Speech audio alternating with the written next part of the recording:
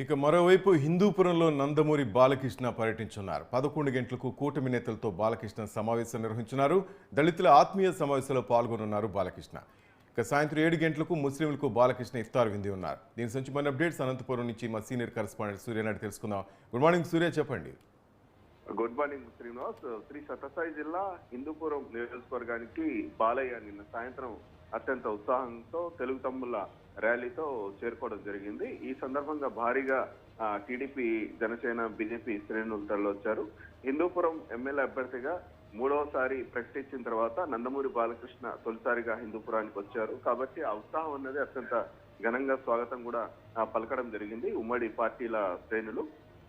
తొలుత వచ్చేసి ఆయన సుగూరు ఆంజనేయ స్వామి ఆలయంలో ప్రత్యేక పూజలు నిర్వహించి భారీ ర్యాలీగా బయలుదేరి హిందూపురం ప్రధాన వీధులు గుండా తెలుగు తమ్ముళ్ళు కార్యకర్తలు బైక్ ర్యాలీ నిర్వహించిన తర్వాత చేరుకోవడం జరిగింది. నేడు వచ్చేసి హిందూపురంలో కీలకమైన కొన్ని సమావేశాలు, అదేవిధంగా కొన్ని ఇతర పార్టీల నుంచి వచ్చే కార్యకర్తలు, నాయకులు చేరికలు కూడా జరిగే అవకాశం ఉన్నట్టు మనకైతే సమాచారం అందుతోంది. ఈ రోజు ఉదయం 11 గంటలకు ఏదైతే జనసేన, బీజేపీ, టీడీపీ కూటమి నేతలు ఉన్నారో, ప్రధాన నేతలు ఉన్నారో వాళ్ళతో బాలకృష్ణ సమావేశం అవుతారు. ఈ సమావేశంలో ప్లానింగ్ అంటే ఏ విధంగా వార్డులు తిరగాలి, ఏ విధంగా ప్రచారం చేయాలి, అదే విధంగా వైసీపీ ఏదైతే అకృత్యాలు చేస్తుందో, అవినీతి చేస్తుందో, ఏదైతే పథకాలు ఇస్తామని చెప్పి హామీలు నెరవేర్చుకోలేదో అటువంటి విషయాన్ని ప్రజల వద్దకు ఎలా తీసుకెళ్లాలి అన్న విషయాలు కూడా మాట్లాడబోతున్నారు. అదేవిధంగా బాబు షూరిటీ భవిష్యత్ గ్యారంటీ కార్యక్రమం గురించి కావచ్చు, సూపర్ 6 పథకం గురించి కావచ్చు, ఇది కూడా ప్రజల్లో ఎలా చెప్పాలి అన్న విషయాలు కూడా చర్చించబోతున్నారు.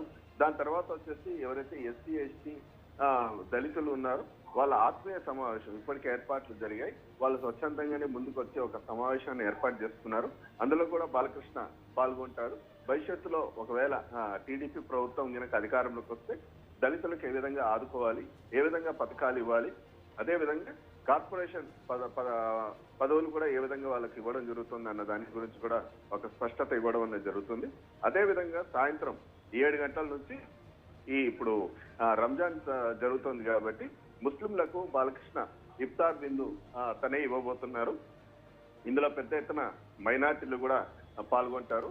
ముఖ్యంగా కీలకమైన విషయం ఏమంటే ఎవరైతే ఈ ఇక్బాల్ గతంలో 2019లో బాలకృష్ణ మీద పోటీ చేసి ఓడిపోయాడో ఇక్బాల్, వైసీపీ సంబంధించిన వ్యక్తి, ఆయనకు వచ్చేసి ఎమ్మెల్సీ ఇవ్వడం జరిగింది వైఎస్ జగన్. దాని తర్వాత నిన్న వచ్చేసి ఆయన వైసీపీకి రాజీనామా చేశాడు. ఆయన వచ్చేసి ఈ రోజు బాలకృష్ణతో సమావేశం అవుతారు. ఇంకా వీళ్ళైతే ఈ రోజు బాలకృష్ణ సమక్షంలో ఆయన టీడీపీలోకి చేరబోతారన్నది కూడా ఒక సమాచారం అందింది.